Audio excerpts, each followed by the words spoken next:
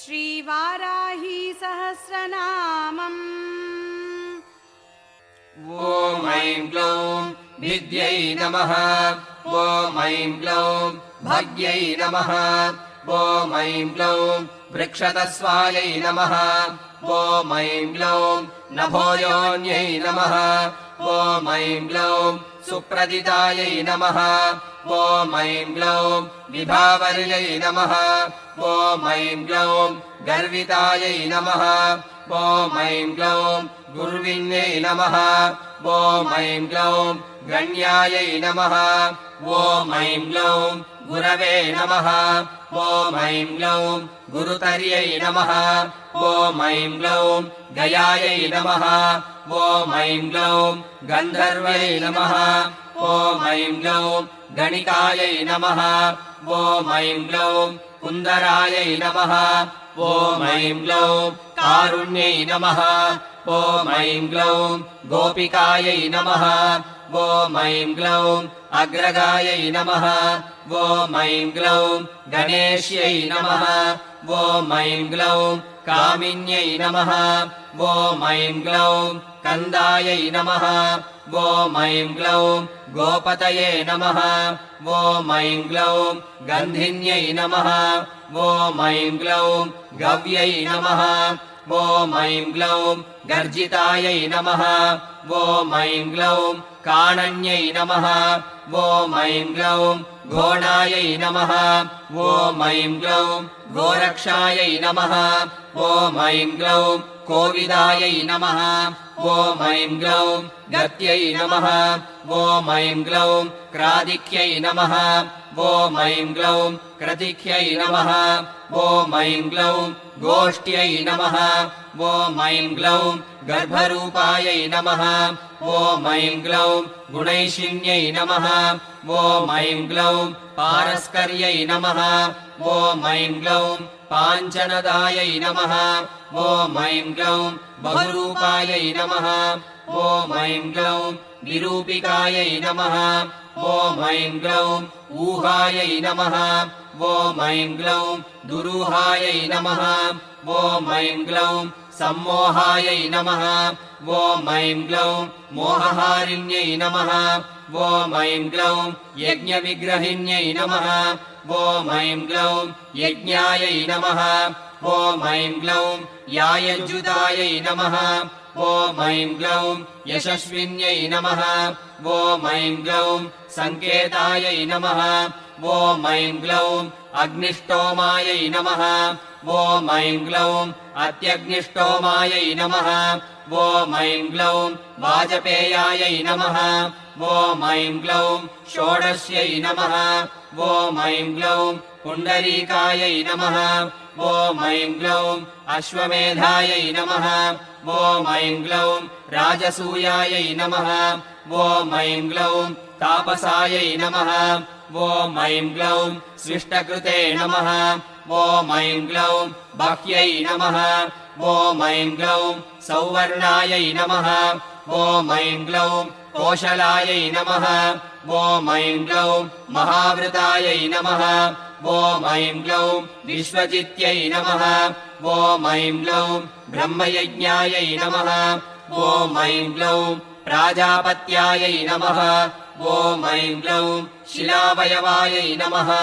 ॐ ऐं ग्लौं अश्वक्रान्तायै नमः। ॐ ऐं ग्लौं अरिघ्न्यै नमः। ॐ ऐं ग्लौं आज्ञाचक्रेश्वर्यै नमः।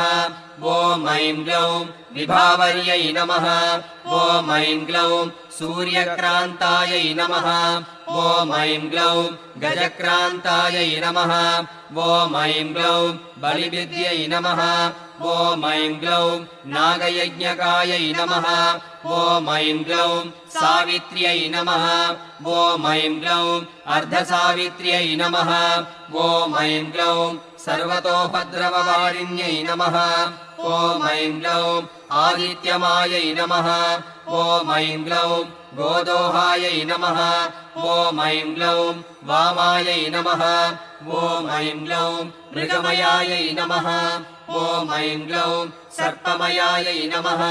ॐ ऐं ग्लौं कालपिञ्जायै नमः ॐ ऐं ग्लौं कौण्डिन्यायै नमः ॐ ऐं ग्लौं उपनागहलायै नमः ॐ ऐं ग्लौं अग्निविदे नमः ॐ ऐं ग्लौं द्वादशाहस्वायै नमः ॐ ऐं ग्लौं पांशवे नमः ॐ ऐं ग्लौं सोमायै नमः ॐ ऐं ग्लौं अश्वप्रतिग्रहायै नमः ॐ ऐं ग्लौं भागीरथ्यै नमः ॐ ऐं ग्लौं अभ्युतायै नमः ॐ ऐं ग्लौं ऋद्ध्यै नमः ॐ ऐं ग्लौं राजे नमः ॐ ऐं ग्लौं सर्वस्वदक्षिणायै नमः ॐ ऐं ग्लौं दीक्षायै नमः ॐ ऐं ग्लौं सोमाख्यायै नमः ॐ ऐं ग्लौं समिदाह्वायै नमः ॐ ऐं ग्लौं कडायनायै नमः ॐ ऐं ग्लौं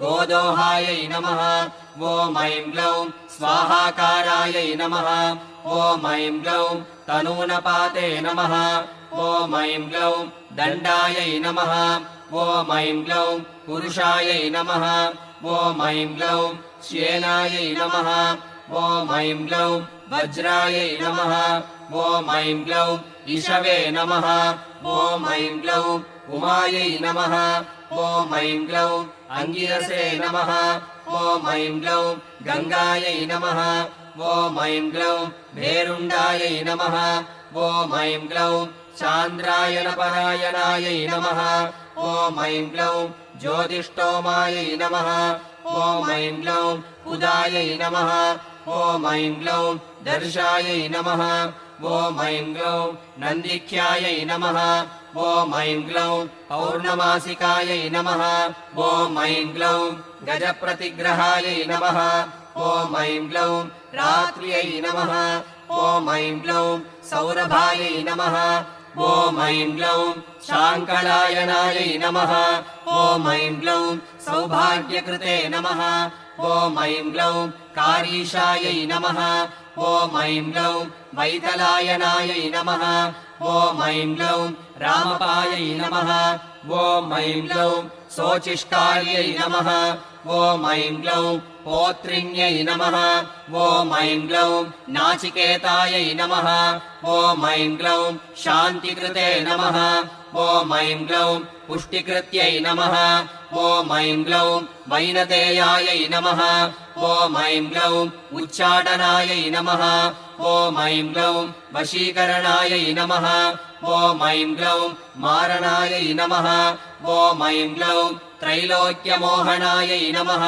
ॐ ऐं ग्लौं वीरायै नमः ॐ ऐं ग्लौं कन्दर्पबलसाधनायै नमः ॐ ऐं ग्लौं शङ्खचूडायै नमः ॐ ऐं ग्लौं गजाचायायै नमः ॐ ऐं ग्लौं रौद्राख्यायै नमः ॐ ऐं ग्लौं विष्णुविक्रमायै नमः ॐ ऐं ग्लौं भैरवायै नमः ॐ ऐं ग्लौं कवकाख्यायै नमः ॐ ऐं ग्लौं अवभृतायै नमः ॐ ऐं ग्लौं अष्टपालकायै नमः ॐ ऐं ग्लौं स्रौष्ट्यै नमः ॐ ऐं ग्लौं वौष्ट्यै नमः ॐ ऐं ग्लौं वषट्कारायै नमः ॐ ऐं ग्लौं पाकसंस्थायै नमः ॐ ऐं ग्लौं परिश्रुत्यै नमः ॐ ऐं ग्लौं शमनायै नमः ॐ ऐं ग्लौं नरमेधायै नमः ॐ ऐं ग्लौं कारीर्यै नमः ॐ ऐं ग्लौं रत्नदानकायै नमः ॐ ऐं ग्लौं सौदामिन्यै नमः ॐ ऐं ग्लौं पारङ्गायै नमः ॐ ऐं ग्लौं वार्गस्पत्यायै नमः ॐ ऐं ग्लौं प्लवङ्गमायै नमः ॐ ऐं ग्लौं प्रचेतसे नमः ॐ ऐं ग्लौं सर्वस्वधरायै नमः ॐ ऐं ग्लौं गजमेधायै नमः ॐ ऐं ग्लौं करम्भकायै नमः ॐ ऐं ग्लौं हविस्संस्थायै नमः ॐ ऐं ग्लौं सोमसंस्थायै नमः ॐ ऐं ग्लौं पाकसंस्थायै नमः ॐ ऐं ग्लौं कृतिमत्यै नमः ॐ ऐं ग्लौं सत्यायै नमः ॐ ऐं ग्लौं सूर्यायै नमः ॐ ऐं ग्लौं चमसे नमः ॐ ऐं ग्लौं श्रुचे नमः ॐ ऐं ग्लौं श्रुवायै नमः ॐ ऐं ग्लौं उलूकलायै नमः ॐ ऐं ग्लौं मोक्षिण्यै नमः ॐ ऐं ग्लौं चपलायै नमः ॐ ऐं ग्लौं मन्थन्यै नमः ॐ ऐं ग्लौं मेधिन्यै नमः ॐ ऐं ग्लौं यूपायै नमः ॐ ऐं ग्लौं प्राग्वंशायै नमः ॐ ऐं ग्लौं कुञ्जिकायै नमः ॐ ऐं ग्लौं रश्मये नमः ॐ ऐं ग्लौं अंशवे नमः ॐ ऐं ग्लौं दोभ्यायै नमः ॐ ऐं ग्लौं वारुणायै नमः ॐ ऐं ग्लौं बुद्धये नमः ॐ ऐं ग्लौं भवये नमः ॐ ऐं ग्लौं रुद्रायै नमः ॐ ऐं ग्लौं अब्धोर्यामलै नमः ॐ ऐं ग्लौं द्रोणकलशायै नमः ॐ ऐं ग्लौं मैत्रावरुणायै नमः ॐ ऐं ग्लौं आश्विनायै नमः ॐ ऐं ग्लौं पात्नीवदायै नमः ॐ ऐं ग्लौं मन्त्र्यै नमः ॐ ऐं ग्लौं हारियोजनायै नमः ॐ ऐं ग्लौं प्रतिभरस्थानायै नमः ॐ ऐं ग्लौं शुक्रायै नमः ॐ ऐं ग्लौं सामिधेन्यै नमः ॐ ऐं ग्लौं समिधे नमः ॐ ऐं ग्लौं सामायै नमः ॐ ऐं ग्लौं होत्रे नमः ॐ ऐं ग्लौं अध्वर्यवे नमः ॐ ऐं ग्लौं उद्धात्रे नमः ॐ ऐं ग्लौं नेत्रे नमः ॐ ऐं ग्लौं त्वष्ट्रे नमः ॐ ऐं ग्लौं पोत्रिकायै नमः ॐ ऐं ग्लौं आग्निद्रायै नमः ॐ ऐं ग्लौं अच्छावासायै नमः ॐ ऐं ग्लौं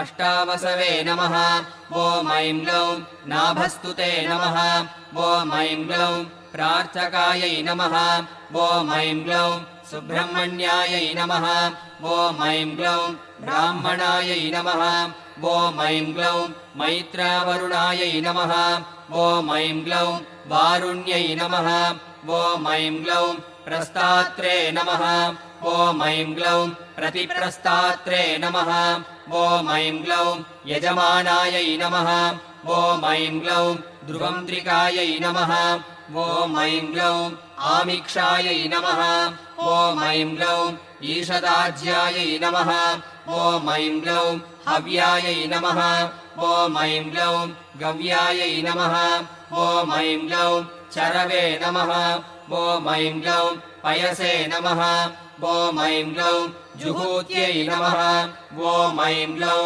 दृढोभृते नमः ॐ ऐं ग्लौं ब्रह्मणे नमः ॐ ऐं ग्लौं त्रयै नमः ॐ ऐं ग्लौं त्रेतायै नमः ॐ ऐं ग्लौं दास्विन्यै नमः ॐ ऐं ग्लौं पुरोडाशायै नमः ॐ ऐं ग्लौं पशुकर्षायै नमः ॐ ऐं ग्लौं प्रेक्षण्यै नमः ॐ ऐं ग्लौं ब्रह्मयज्ञिन्यै नमः ॐ ऐं ग्लौं अग्निजिह्वायै नमः ॐ ऐं ग्लौं दर्परोमायै नमः ॐ ऐं ग्लौं ब्रह्मशीर्षायै नमः ॐ ऐं ग्लौं महोदर्यै नमः ॐ ऐं ग्लौं अमृतप्राशिकायै नमः ॐ ऐं ग्लौं नारायण्यै नमः ॐ ऐं ग्लौं नग्नायै नमः ॐ ऐं ग्लौं दिगम्बरायै नमः ॐ ऐं ग्लौं ओङ्कारिण्यै नमः ॐ ऐं ग्लौं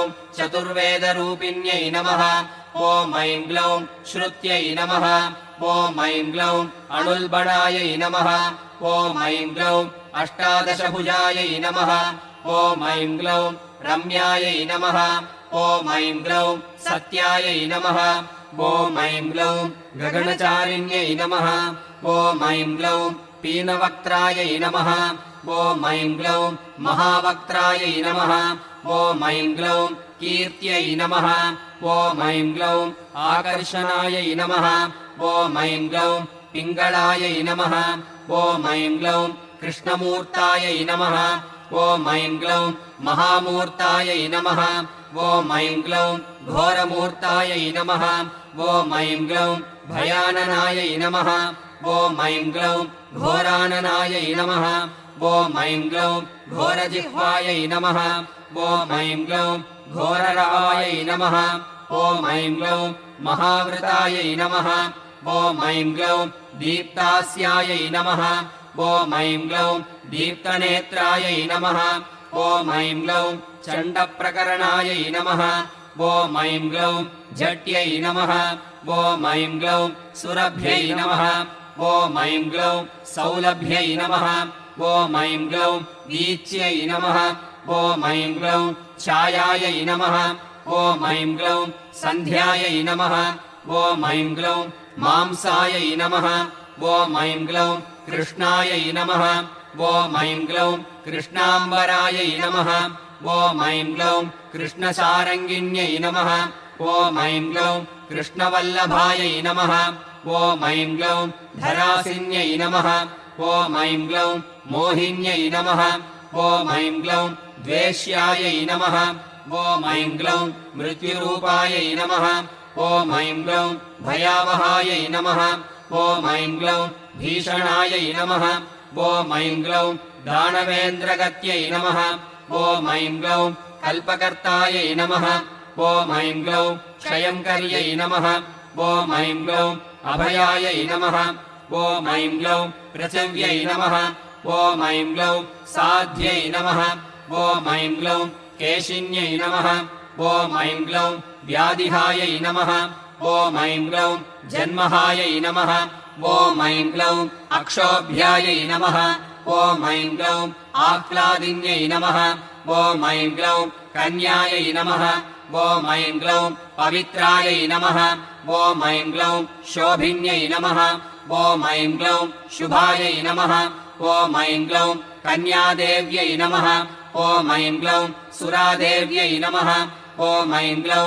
भीमादेव्यै नमः ॐ ऐं ग्लौं मदन्तिकायै नमः ॐ ऐं ग्लौं शाकम्भर्यै नमः ॐ ऐं ग्लौं महाश्वेतायै नमः ॐ ऐं ग्लौं धूमायै नमः ॐ ऐं ग्लौं धूम्रेश्वर्यै नमः ॐ ऐं ग्लौं ईश्वर्यै नमः ॐ ऐं ग्लौं वीरभद्रायै नमः ॐ ऐं ग्लौं महाभद्रायै नमः ॐ ऐं ग्लौं महादेव्यै नमः ॐ ऐं ग्लौं महासुख्यै नमः ॐ ऐं ग्लौं श्मशानवासिन्यै नमः ॐ ऐं ग्लौं दीप्तायै नमः ॐ ऐं ग्लौं चितिसंस्थायै नमः ॐ ऐं ग्लौं चितिप्रियायै नमः ॐ ऐं ग्लौं कपालहस्तायै नमः ॐ ऐं ग्लौं खड्वाङ्ग्यै नमः ॐ ऐं ग्लौं खड्गिन्यै नमः ॐ ऐं ग्लौं शूलिन्यै नमः ॐ ऐं ग्लौं हल्यै नमः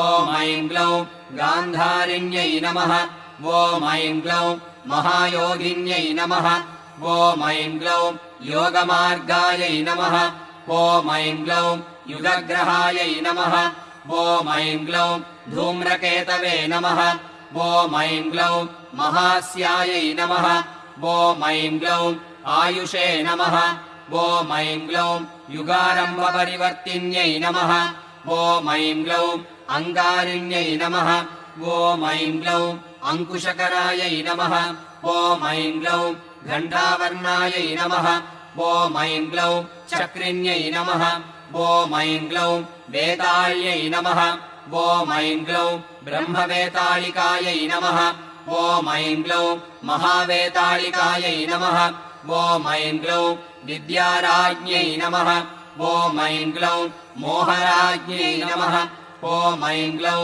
महोदर्यै नमः ॐ ऐं ग्लौं भूतायै नमः ॐ ऐं ग्लौं भव्यायै नमः ॐ ऐं ग्लौं भविष्यायै नमः ॐ ऐं ग्लौं साङ्ख्यायै नमः ॐ ऐं ग्लौं योगायै नमः ॐ ऐं ग्लौं तपसे नमः ॐ ऐं ग्लौं दमायै नमः ॐ ऐं ग्लौं अध्यात्मायै नमः ॐ ऐं ग्लौं अधिदैवतायै नमः ॐ ऐं ग्लौं अधिभूतायै नमः ॐ ऐं ग्लौं अंशायै नमः ॐ ऐं ग्लौं अश्वक्रान्तायै नमः ॐ ऐं ग्लौं घण्टारवायै नमः ॐ ऐं ग्लौं विरूपाक्ष्यै नमः ॐ ऐं ग्लौं शिखिविदे नमः ॐ ऐं ग्लौं श्रीशैलप्रियायै नमः ॐ ऐं ग्लौं खड्गहस्तायै नमः ॐ ऐं ग्लौं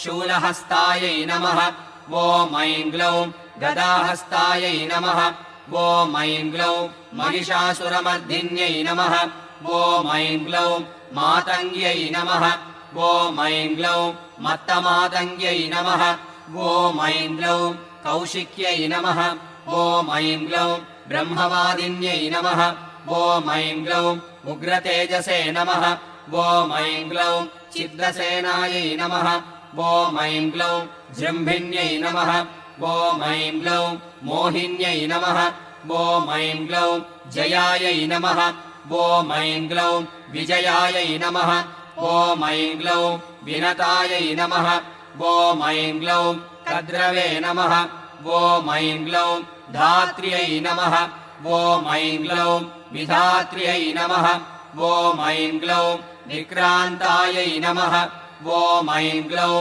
ध्वस्तायै नमः ॐ ऐं ग्लौं मूर्च्छायै नमः ॐ ऐं ग्लौं मूर्च्छन्यै नमः ॐ ऐं ग्लौं दमन्यै नमः ॐ ऐं ग्लौं दामिन्यै नमः ॐ ऐं ग्लौं दम्यायै नमः ॐ ऐं ग्लौं चेदिन्यै नमः ॐ ऐं ग्लौं शापिन्यै नमः ॐ ऐं ग्लौं तप्यै नमः ॐ ऐं ग्लौं बन्धिन्यै नमः ॐ ऐं ग्लौं बाधिन्यै नमः ॐ ऐं ग्लौं बन्ध्यायै नमः ॐ ऐं ग्लौं बोधातीतायै नमः ॐ ऐं ग्लौं बुधप्रियायै नमः ॐ ऐं ग्लौं हरिण्यै नमः ॐ ऐं ग्लौं हारिण्यै नमः ॐ ऐं ग्लौं हन्तायै नमः ॐ ऐं ग्लौं धरिण्यै नमः ॐ ऐं ग्लौं धारिण्यै नमः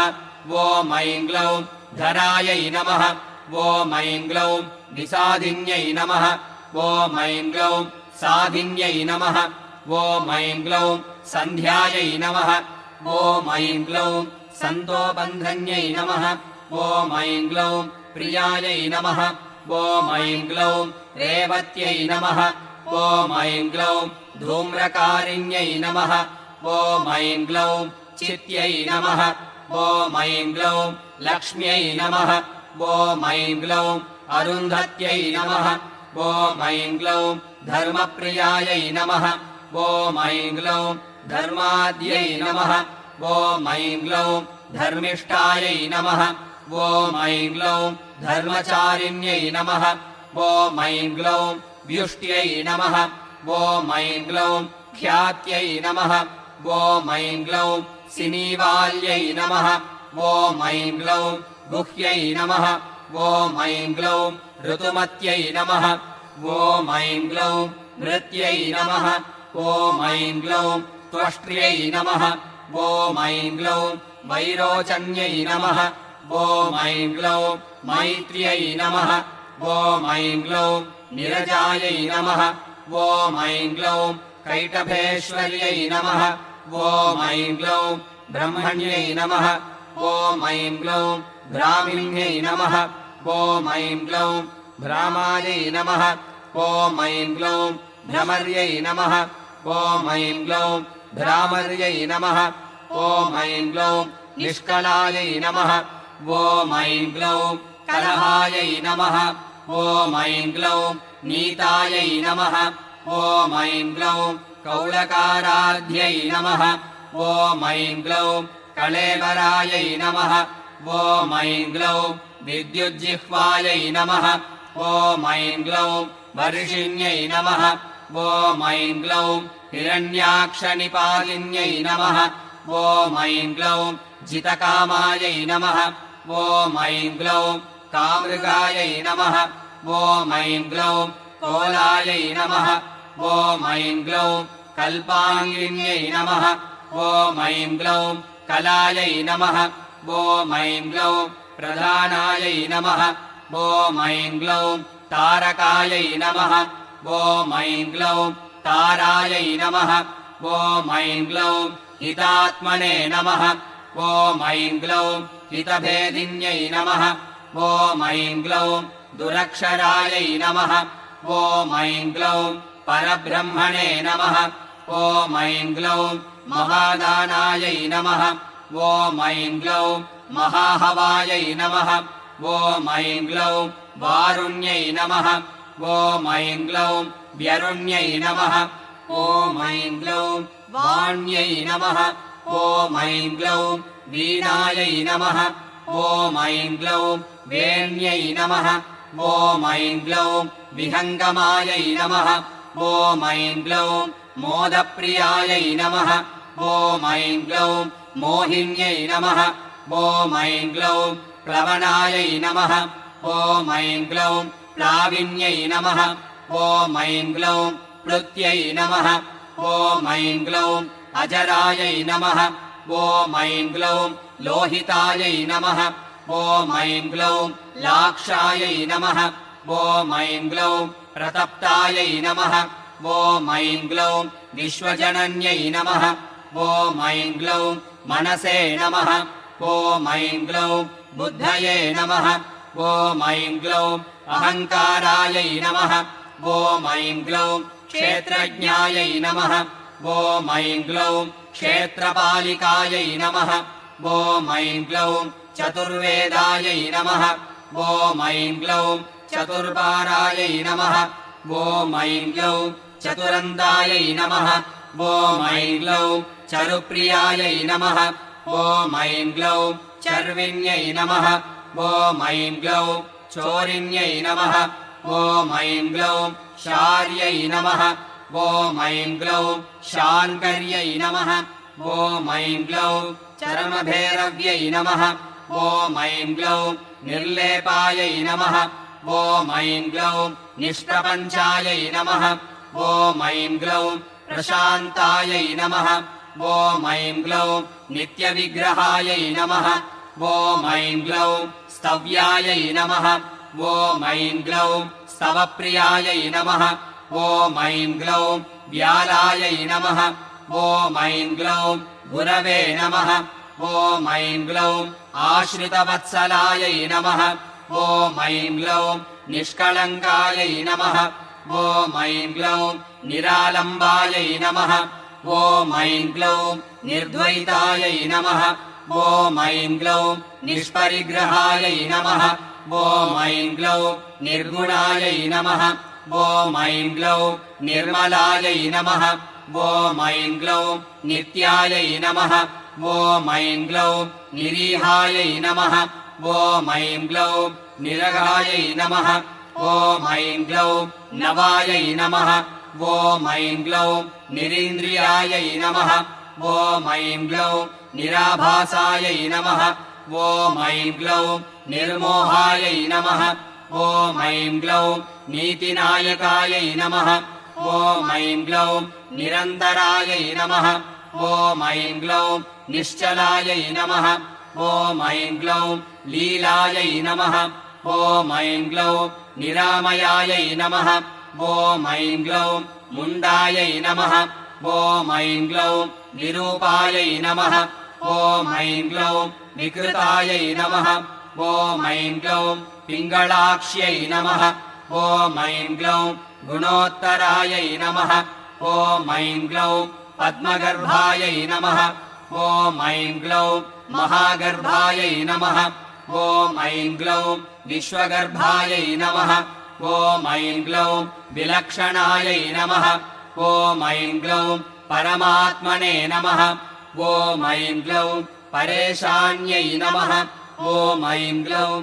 परायै नमः ॐ ऐं ग्लौं पारायै नमः ॐ ऐं ग्लौं परन्तपायै नमः ॐ ऐं ग्लौं संसारसेव्यै नमः ॐ ऐं ग्लौं क्रूराक्ष्यै नमः ॐ ऐं ग्लौं मूर्च्छायै नमः ॐ ऐं ग्लौं मत्तायै नमः ॐ ऐं ग्लौं मनुप्रियायै नमः ॐ ऐं ग्लौं विस्मयायै नमः ॐ ऐं ग्लौं दुर्जयायै नमः ॐ ऐं ग्लौं दक्षायै नमः ॐ ऐं ग्लौं धनुहन्त्र्यै नमः ॐ ऐं ग्लौं दयालयायै नमः ॐ ऐं ग्लौं परब्रह्मणे नमः ॐ ऐं ग्लौं आनन्दरूपायै नमः ॐ ऐं ग्लौं सर्वसिद्ध्यै नमः ॐ ऐं ग्लौं विधायिन्यै नमः।